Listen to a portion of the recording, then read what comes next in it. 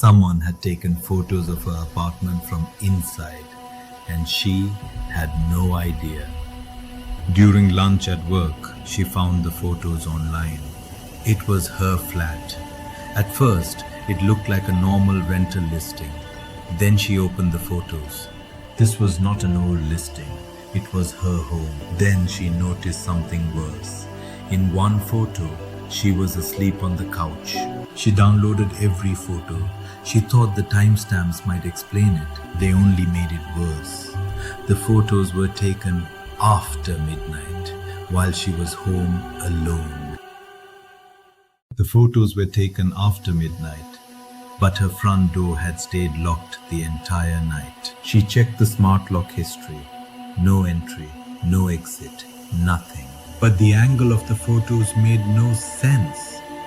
One shot looked like it was taken from the middle of her living room. That was impossible, because the coffee table was exactly where the camera should have been. She called the broker, pretending she wanted to rent the flat. He said the owner had sent the photos directly and then offered to send her the brochure. Then he sent her the brochure. The floor plan looked normal, except for one thin space behind her wall. She measured the room, then the corridor outside. The numbers did not match. When she asked the society maintenance team about that missing space, they stopped replying. That night, she went to the flat next door.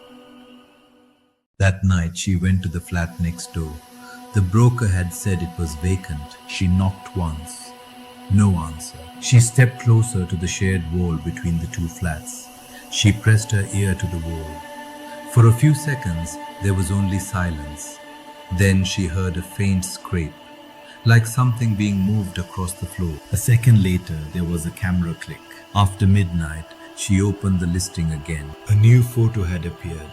It showed her dining table, her open laptop, and the brochure on a screen. That confirmed it. The photographer was not outside the apartment. Someone was behind the wall. She stepped closer and shouted, "I know you're there!" From behind the wall, the shutter clicked again. Before dawn, she called the police. But what they found behind the wall was bigger than her apartment.